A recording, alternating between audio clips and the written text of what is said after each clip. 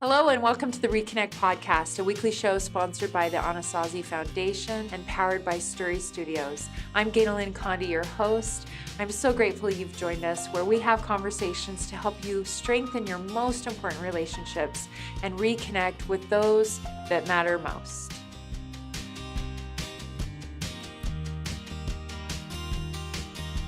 I am so thrilled and excited to have my dear friend Doug Osmond with me today. He is here representing Fight the New Drug, which is a passion project of mine and a subject that I am thrilled that we're going to talk about. Within the context of this podcast, which is all about connection, I think one of the biggest barriers to connection in our society today, I would venture to say the biggest, would be addiction and / pornography addiction. Right, absolutely. Which, for those that are not familiar with Fight the New Drug, why don't you give us a little backstory? So, well, first of all, thanks for having me. I'm so happy you're here. It's so good to be here with you. Yeah, we talk on Marco Polo regularly, but it's nice to be filmed officially. Wow, it's face to face. And look, I'm all showered too. He usually gets me Marco Poloing on the way to the gym. So funny. Yeah.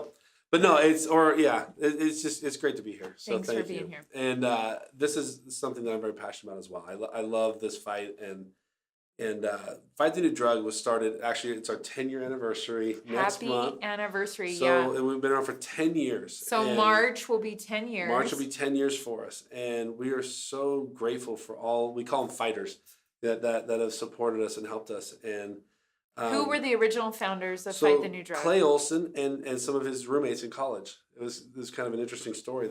Clay had a family member that got in some trouble and went to prison, and they found out that the root cause of all of his problems was pornography, and that kind of shocked Clay.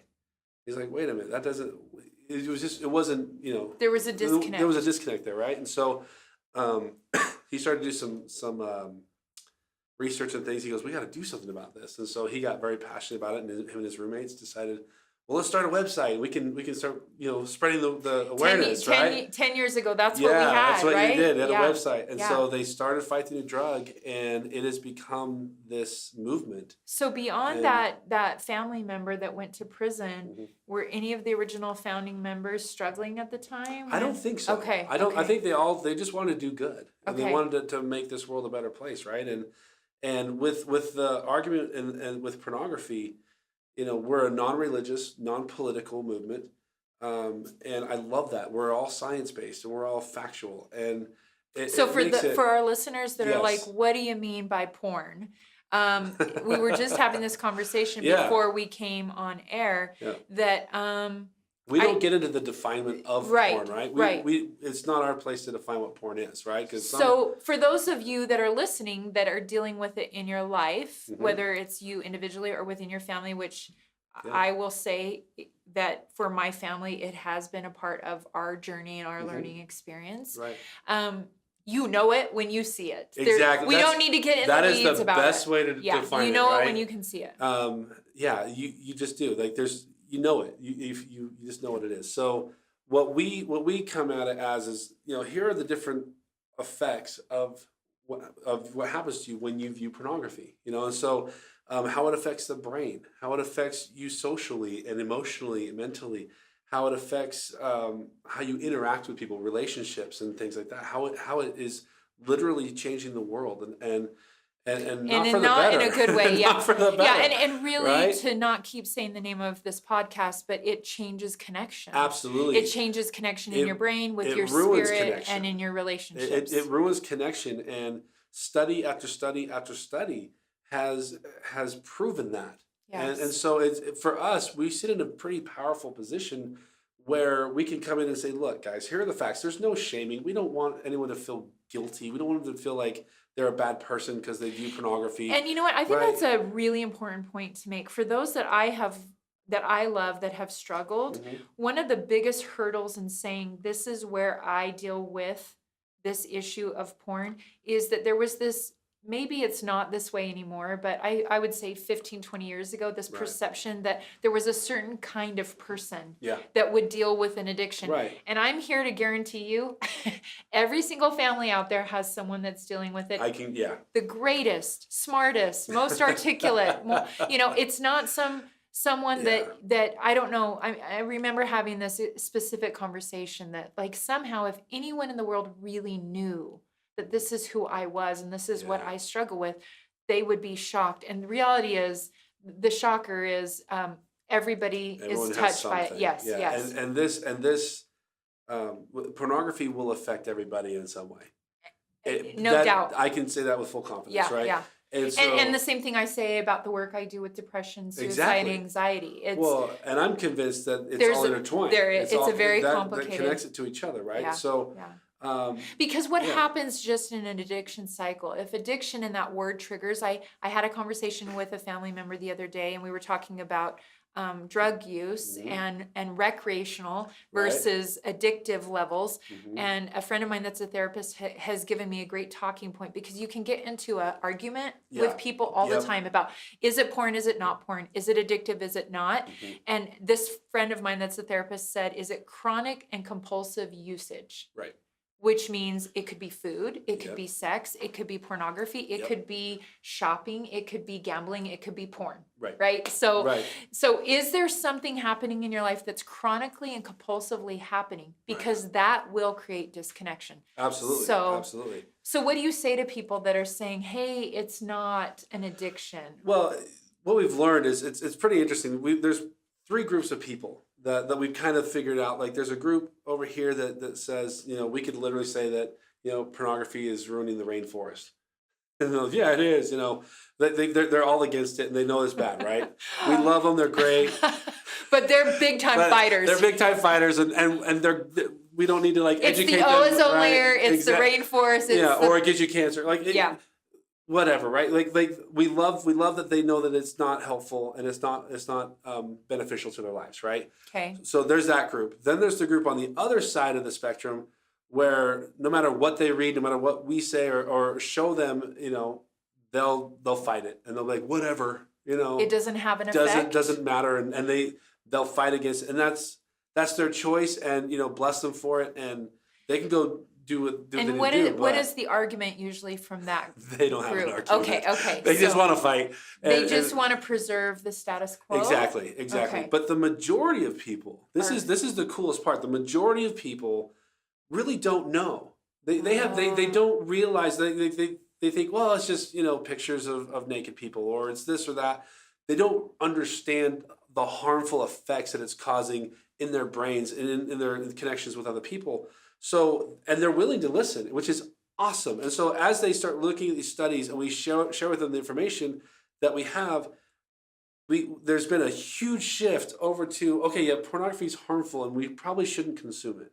And we love that fact. It's truth and science meeting up together, right? So we're in the 10th year of this fight. Yeah. Is that recent? Is that in the last few years? Or is that gradually just been I think it's happening? been a gradual movement. I mean, in the beginning, to say the word porn 10 years ago was like... Right. We don't say that. You don't say the Same P with word, suicide. right? We don't you don't say talk about suicide. You don't talk about, depression. Human trafficking. Yes. 5 years ago was, I don't want to hear. I didn't know, right? And now it's just part of our conversation. And I love that science and truth have caught up.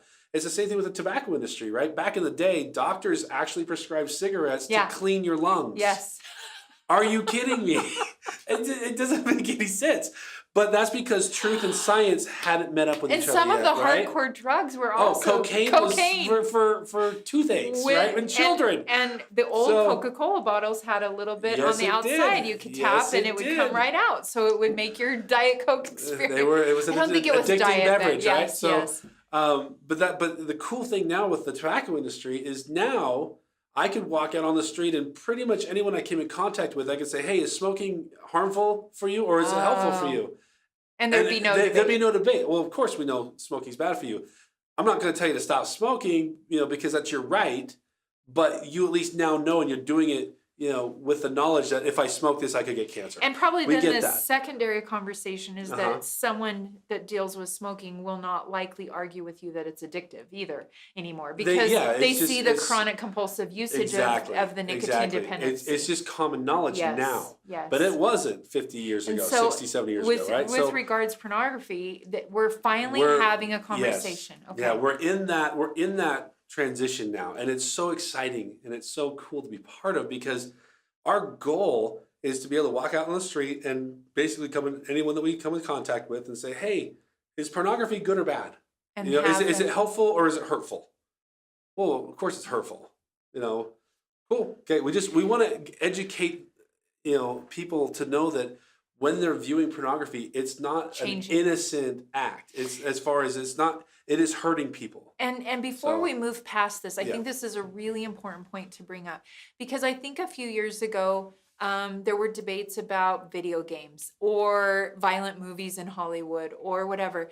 And right now, currently, there's a big Me Too movement coming out of Hollywood, right? Yeah, absolutely. But there is still this range of what you said, of people that are not aware that there's this undercurrent that is affecting our families, our connection, our mental health, our productivity at work. Like, what are the stats on that of people consuming porn at work and not, right? And now it's almost as if A and B are finally being brought together to equal something. Instead of before, it was like, no, A's over here and B's over there. And they don't really, is that what you're saying, is that there's nothing that's going on between here? Yeah, and the great thing is, obviously the Me Too movement, it's a horrible thing that these women have been through, and no one should ever have to be subject to sexual abuse in any way, shape, or form. Or intimidation. Or any of that stuff, right? That no one it's just not, it's not right, period. It's not fair. They shouldn't have to deal with that. But because they were brave and they were willing to step up and say, we're having enough is enough. Let's talk about it. Now that piece has been, brought to light, now it's time to say, okay, what caused? Yes, what's the undercurrent here? What's the fuel behind it? Right. Because really, if we're just going to define porn in a way that really is only specific on pornographic videos per se, which now you can consume for free on any YouTube. That's the other conversation that we need to have, is that the consumer, I've heard in the last few years that some of the publishers of what were considered pornographic magazines aren't even caring about having nudity, because that's not, you can get so much for whatever on your phone. But then what that is that's a conversation about the fuel that's going into the fire, that's feeding a person that may walk into the workplace and do something more inappropriate because they've been consuming something that changes exactly. Well, can I ruin your day? Yeah, please. Okay, let me ruin. Yeah. Can I ruin Here your day? comes the statistics, Here's guys. Here's the statistics for you. So, if you're thinking, wait, I'm not listening to this podcast because it's not that big of a deal. Yeah. Are you ready for the drum roll? Here's some of the statistics, and you can go to our website. You can go to fightthenewdrug.org, which I highly recommend. Look around. Look at our articles, our blogs, our Instagram, Facebook, Twitter, and our website has. It's brilliant. It's incredible information to read. And again, it is non-religious, non-political. It is all science-based. And we have study after study after study after study to back up what we're quoting and sharing. And we have references there. It's awesome. But there's one website. We won't give them any credence. Any FaceTime. plug because they're a pornographic site. They're a very big pornographic website, and they brag about their stats every year. So they actually will publish what they do. And you can actually go to our website, and we do a whole blog on their stats. But they last year, if I can remember correctly, they had 4.3 billion hours worth of porn consumed on their website, just one website, which equals over 500,000 years worth of porn consumed in one website. Okay. That's the first shocker. One website, guys, not how many websites there are. This is their website. Yeah. Then the new porn that was uploaded to their website, the amount of pornography that was uploaded to their website last year, so 1 year worth of porn, you could start consuming and watching that pornography when the Wright brothers flew their first airplane, and you never stop, and you would still be consuming it today. You'd still be watching it today. So new content. And the amount of usage is mind-blowing. Yeah, and here's a stat that'll really make you sick. So you look at the amount of pornography. They have 125 million site visits a day. Say that again. 125 million site visits every single day. On one site. On one website. Out of the pornography that was streamed off their website last year, 88% was violent porn. So, okay. So the science is showing that we Yes. have to have a different conversation. Shift. There's a shift Yeah, going. yeah. Pornography 20 years ago You is not can't- the pornography of today. No.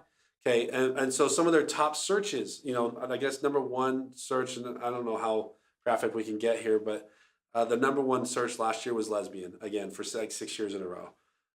They also had in their top searches was rape and incest and, you know, teen and Fortnite, go figure. Fortnite was one of their top searches. There's a saying that if it exists, there's porn of it. And right? I think that's so important because just those search words, right? That when you think about optimization from a marketing standpoint, the other part of this conversation we need to have, especially regarding families, is the effect it's having on our children. Oh man. Because the science behind what happens when a child's brain is not fully developed until some stats say 25, some say 23. So you have no frontal... I've met 40-year-olds. Yeah. That's a whole nother podcast, right? Then you introduce this that, and I keep wanting to not bring this up, but I think we should. Fight the New Drug has recently, at the end of last year, released an amazing docuseries called Brain Heart World. Yes. Anyone that follows me on social media knows my passion about this. She's awesome. And I think I may have crashed the site from promoting it. Because what I love about this docuseries, and you can go to Fight the New Drug, you can have a 7-day free access to it. You can go to fighthenewdrug.org or go straight to Brain Heart World. Brain Heart World. And it's this beautifully produced docuseries that really does show the effect on the brain. So if you take a child's brain or a teen boy's brain or girl's brain, and what starts to happen, not just about how they see the world. And if Fortnite is one of the top searches, you know what umbrella or net the industry is trying to gather as many new users as possible. Yeah. Well, we're not aging out of this population. And we just published this week an article about what pornography companies do with all the information they gather from their consumers. It's eye-opening. Really? It's eye-opening. You need to go read that article because it you know, you think Google knows everything about you. The porn industry. If you're consuming porn at all, they know everything about your searches and what you like, and then they'll actually create new content that will be to your liking. So they're now actually using that data and funneling down what the consumer is actually watching, and then they're going and creating that. And again, if 88% of the most downloaded scenes last year on this website was violent, guess what they're going to go create? And so we can look at crime stats, we can look at the Me Too movement and what is happening. We can talk about sexual abuse, sexual assault, human trafficking. There's so many depression, anxiety, and suicide.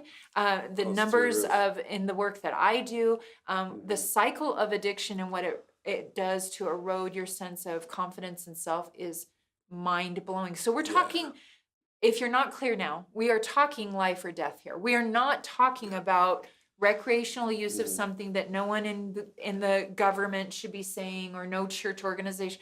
What we're saying to you is, please be aware of what the dynamics are around you and what effect it's happening on the disconnect in your families and in your soul. Because there's I don't know how much more boldly we can say. And the industry is getting better and quicker and faster in ways in which what you're saying is to snag a user and then keep them entrenched. Exactly. Well, and it's interesting how the brain works too, because in our documentary, and again, you know, brainheartworld.org. Brain Heart World, it's beautiful. It's awesome. But they did a study, and this was a total fluke accident. And I love how our documentary shares a study. It's got some humor and honesty. It's great for your teens. It's not a graphic. It's not a dark. It's very educational and just informative. But this study, these scientists were studying this monkey. And they had this hat on him that had all these neural things connected, and he would pick up a peanut and bzz, a light would buzz, right? And then he'd eat it, and bzz, another thing would go off. So then they took a break, and one of the scientists was across the room, and he picked up a peanut and ate it, and the monkey's sensor went off across the room. His brain had literally changed the connection. Yeah, well, he watched the doctor doing it, and the brain recognized it as happening, as if the monkey had done it. Yes. So they started delving into the study, and they've discovered that the brain has a hard time distinguishing between you actually doing an act and watching someone else do the act. So again, that's just another way that pornography is so devastating, because your brain can't process that. Right. And it can't make the difference between. Listen, when I'm watching a scary movie, a cool documentary. I can't tell myself there's not a zombie in the room. So there's not a zombie. But I mean, that's literally afterwards. I'm like, let's play happy music and turn on all the lights, so my brain can realize that zombie didn't really come into. I don't really like zombie movies, but I'm just saying that. I mean, if you've been in a theater and your brain is saying this isn't really happening, but think about the effect of that. Oh, and as your brain starts, well, I've already done it. So let's take that, and this is, I realized there's a major problem. Several years ago, I was listening to the radio, and there was a guy on the radio who had done the review for a very, very popular video game. Okay, and this video game, again, I don't want to give him any credit, but it was very popular. In fact, in the first 24 hours that this game was released, $1 billion worth of it was sold in the United States alone. Okay, and it was one of the most popular games. But this guy was saying, look, I've reviewed games, and this one shocked me. He said, first and foremost, the F word was programmed into the soundtrack every 10 seconds. So these kids that are playing it are hearing the F word, which, again, I'm not here to tell you. We're not debating. I'm not debating whether it's right or wrong, but it's got, some undertones. It's a strong word, right? Yes. So makes it really hard for high school teachers to teach algebra when that's what. So they're hearing that, and again, okay, and he says like, well, if that's shocking, then okay. But then he goes on to say that in this video game, you can also go to, and it's a very violent game, but then you can go to strip clubs and get full lap dances and full graphic nudity stuff there.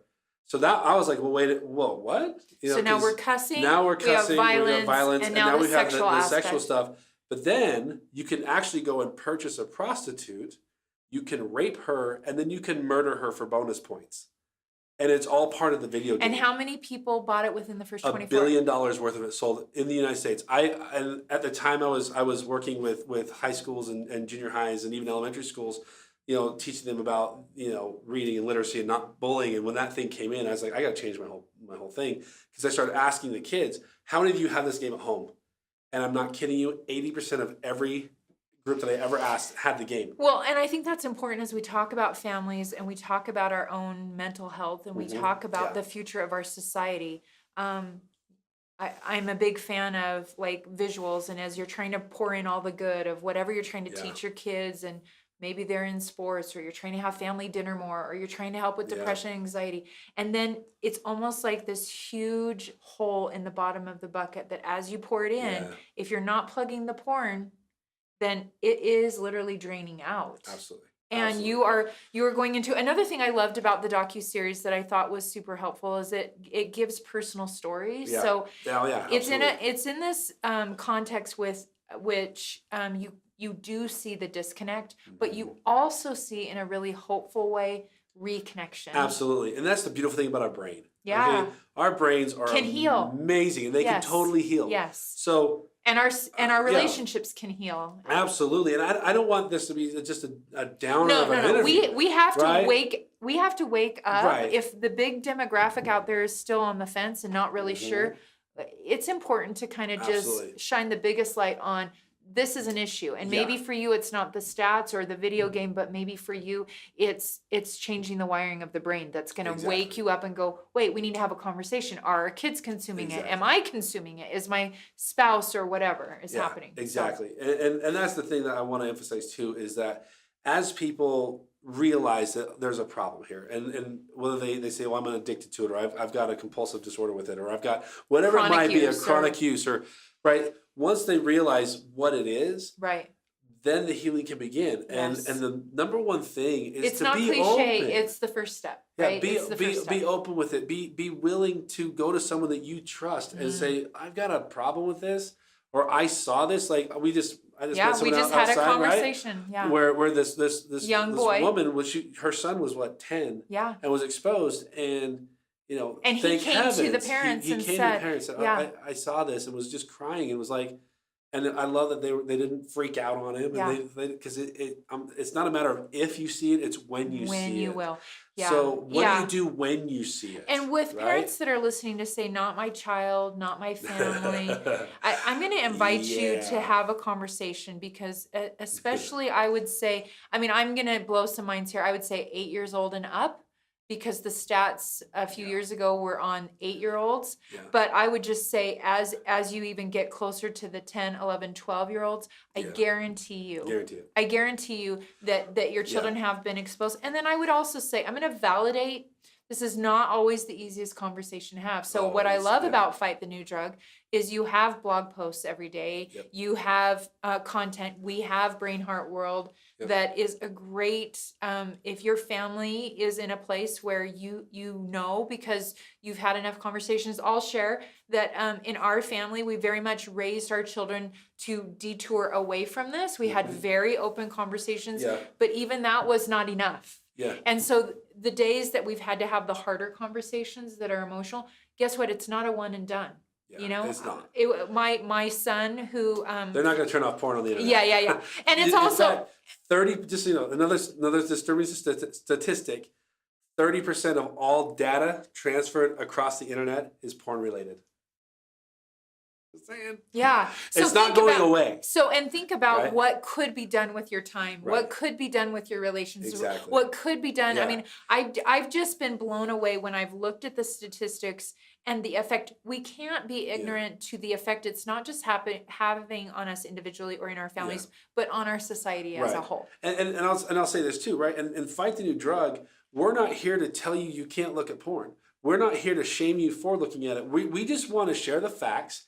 And then you can consider before you consume, An informed right? consent. Consider before you consume it. And that's the thing. Like, everyone has their right. Everyone has the freedom to do what they choose in this great country. And thank heavens for that, right? But we just want you to be educated so you can make a smart decision. Yeah, and but for parents and families that are really mindful of, like, you wouldn't have your child do something that was going to change their brain chemistry in a way that they would start seeing themselves in such a horrible way, or start seeing people in their society in a way that would elicit for them some maybe behaviors that could put them in prison, right? We wouldn't purposefully sit our kids down and say, let's play this game, and then it's going to change you in a way that then you won't love yourself, and you won't love the people around you, and you may go out into society and do some really irresponsible things that could put you in prison. We wouldn't do that. No parent is saying let's do that, but if we're not going to have the conversation, in many ways, we are doing that. Exactly. And that's the thing, like, ignorance is not bliss. No. Okay. No. And it's not going to save you from this. And sorry for those that hear this podcast, you are now not ignorant. I know. But you know what? I want to challenge everyone that is watching this is to do something about it. You know, talk to your children, talk to your spouse, you know, get a plan together, because it's not a matter of if, it's when it is brought into your home in some fashion. I had my oldest son had a friend of his show him porn when he was 14 years old at school. And unfortunately, it was a picture of this kid's girlfriend that took which a is nude, a whole nother It's a whole other conversation. Yeah. Unfortunately, that kid, first of all, the girl, bless her heart, has no idea that her picture is now all over the place.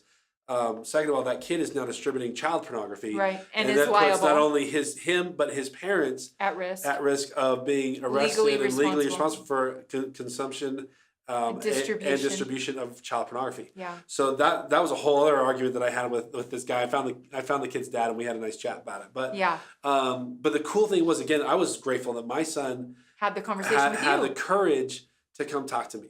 Yeah, and I think that's one of the takeaways.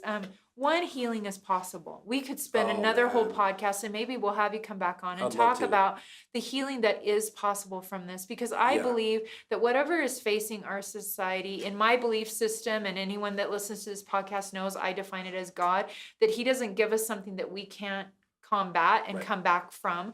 But number two, but the sooner you start having this conversation in a way within your families that your children know, oh, mom and dad are willing to have this conversation. My kids know.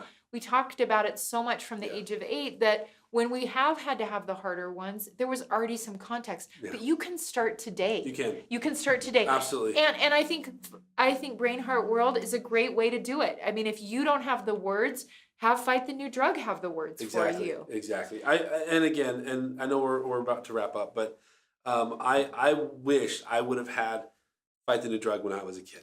Same. Right. So because I mean, just between us and all of your listeners, I mean, this is a personal fight for me, where I'd love to come back and talk more about the healing side, because I had that. I was exposed at 11, right, and I was 11 years old. Yes. And the effects that it had on my life were very, very lasting on some levels. But I've also been able to show that through proper care, proper, just help, intervention and knowledge.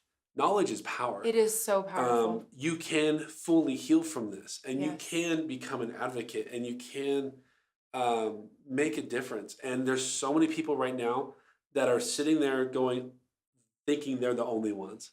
That's not true. And thank you for your courage. I know you on a personal level, and we weren't sure if we were going to go there. Yeah. And I'm gonna add my witness that there is hope and there is healing. And I would also say that if you have faced this already, and this conversation brings up the emotion of what fight you've already done, and maybe you have felt like you're in a good place for a long time, and now you're back again. Yeah. I want to call out to those people too. I just had a conversation with someone that I loved, and we were able to share the docuseries and give more information at a new stage of life, because it's one of those things that you're gonna say, okay, I think I'm in a good place with this. I'm never going to go back there again. Right. And man, oh man, and I wish I had $1 every time I said that. But there is a point where if you get the right help, it's you possible. Just don't want. And I gotta tell you, like, my wife is amazing. She's the most incredible woman on the planet, and because of her and we'll talk about. I'd love to come back and share more about it, but I'm telling you, there is so much hope, and there's so much peace that comes from getting the knowledge, getting the help, and having this weakness or whatever you want to call it become a strength. And I'm so grateful for Fight the New Drug, because they've done it the right way. Yeah. Again, they don't go at it saying, if you look at this, you're bad. No, you're not. But it's doing bad things to your brain. Yeah. And it's affecting you in ways that will make your life a lot harder. And your worth being in a different space. Like your contribution to the universe will change. Yeah, absolutely. As you are an example of that. What a great advocate you are, and what a great fighter you are. What can people do that are maybe feeling like, okay, you've just told us how bad everything is. Their afternoon. Yeah, What can people do to take steps to help this fight? Because one thing that happened in November when Brain Heart World was out there and being premiered, so to speak, and open for consumption in a really good way. In a good way. There was also a push for No Porn November, right? Yes. Oh yeah, and so this was so cool. So that was part of our we do campaigns. In November is our biggest campaign of the year, called No Porn November, #NoPornNovember. And we released the documentary Brain Heart World. And it was so exciting for us because we had, and I'm not going to give them any credit, but one of the very, very, very large pornography companies gave us a shout out, and they said because of our campaign, their traffic went down by 15%. 15% in the month of November. It was like, you're welcome. Yeah. It just was so exciting for us that it's working. It's working, and so. But the thing is, we're a nonprofit. Okay, we need everyone's help, and I'll say this, people, when you're raising money for a nonprofit, everyone it's like, oh, he's gonna ask for money. Yeah, we need donations. $2. Oh my gosh, if 200,000 people did $2. Let me show you how exciting this is. Right, so for right now, our social media is growing, and we have an amazing team. Oh my gosh, they really do. I wish I could hire them to do my social media. So our social media right now, we're averaging over 100,000 new followers every single week. Okay?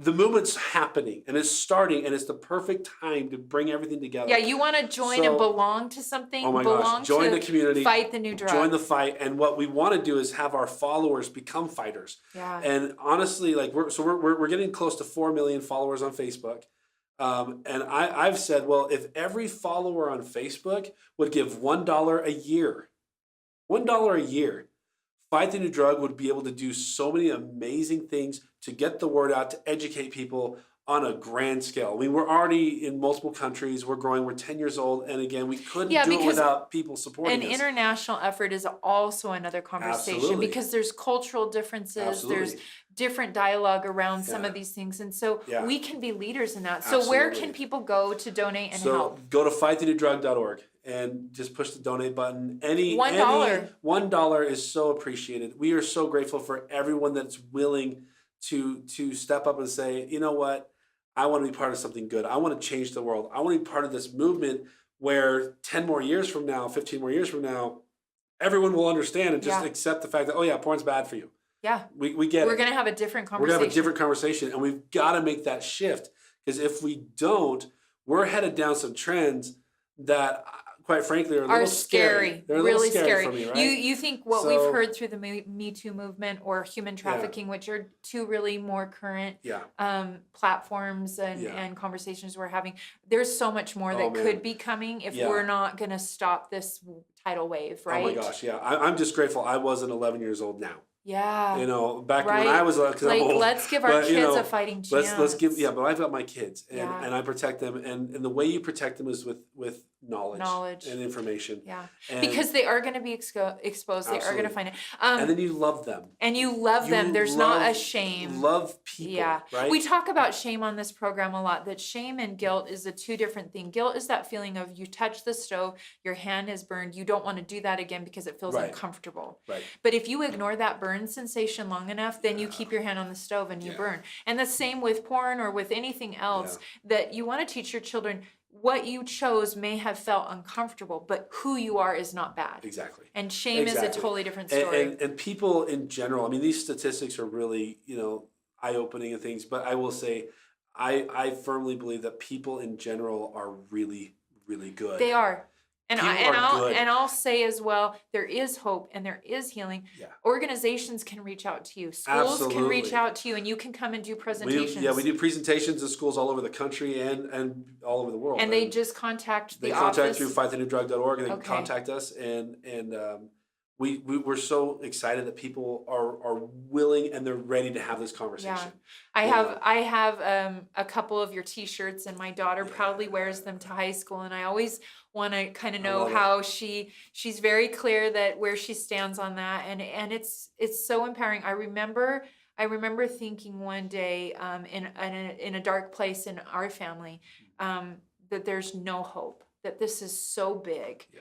That this is going to destroy everyone I love, and how mad. I remember saying one morning, I hate porn so much, and then I realized that's okay to have those feelings. It's okay to have those feelings, but it's so much better than to take those feelings and do some step of good or action towards, and whether that's reposting one of your posts on social media, whether it's donating, whether it's wearing a T-shirt, whether it's and buying our swag, buying a T-shirt, it helps which are really cute, by the way. They're really, we got some good. Should have worn mine today. I had another segment. There's one of our fighter shirts, man. See, I need that one. You're a fighter. We'll get you a fighter shirt. So, but that's the thing. Rep the movement. And, be part of it. If you can't donate with money, that's okay. Yeah. Share their voice and be the voice. And as we do that and we educate the masses, you watch, this world is got a bright future. I'm so excited. Share this podcast as well. Share the podcast. If you're feeling like I don't know how to start having the conversation, I promise you post something. Yep. If you share any vulnerability, people are going to come out of the woodwork, and all of a sudden you're going to go, oh. Yeah. And then instead of disconnection, we're going to reconnect. Exactly. And our hashtags are hashtag fight the new drug, hashtag porn kills love, and hashtag brain heart world. It does. Right? It kills love for self. It kills love within families, within marriages. And yet, guess what's amazing? You can bring it back to life. You can circle back, and there's healing and hope. There is. And again, I love this fight. I love the conversations that we have. And I love it when I see the light turn on and people, and they realize, oh wow, I didn't know. So in fact, I had a couple of my really, really close friends. They came to the documentary when we did the big premiere, and they texted me afterwards, and they said, I never knew. We cry on this podcast every time, so. Yeah. And they said, both of them, that texted me this. They said, "We will never look at porn again." And for me, I was like, I love it, and I know they're in the moment, and I know that they're now educated. Night, it was a powerful moment for them, and I've actually talked to them since, and they've stuck to that. Yeah. And this is months later. And you know why? I think that docuseries, I will plug it for the rest of my life, and I guess until you produce something new that I'm plugging. Well, we're doing a new version, okay, a new edited version where we're taking all three, we're putting them into one. Oh, so that you're not sitting down. So for it's not 30 minutes. It's gonna be probably one, and it'll be an hour to an hour and 15 minutes somewhere in there. So we're working on that right now. But again, it all takes money. Yeah. So we need donations. Please donate. And you know what I love about it is it does show the behind the scenes of oftentimes the porn that is being consumed.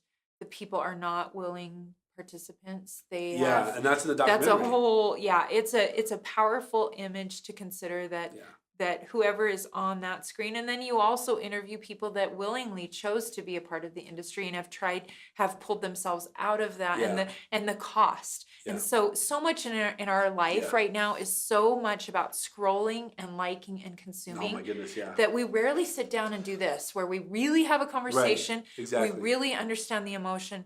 So thank you for putting a personal point on the conversation, and I'll echo mine as well, that I believe in the power of good that can come when one person shifts and reconnects with who they really, really are, because that also ripples out.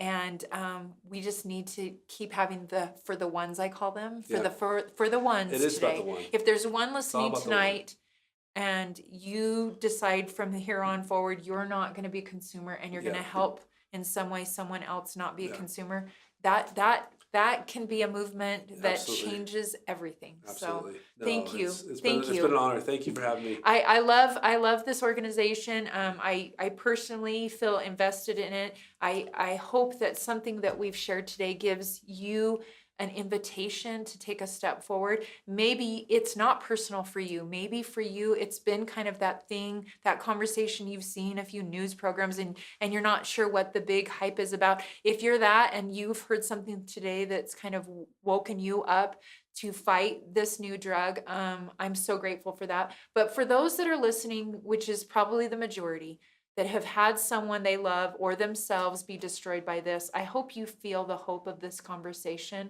Both of us have had experiences, and we're here to say there is a way out, and there is a way to come out even stronger and be a part of a movement that changes our world for the better and stops this flood or plague, whatever you want to label it as, from spreading any further. And there is hope. So thank you for joining me, Ganel-Lyn Condi, on ReConnect podcast, and please come back soon.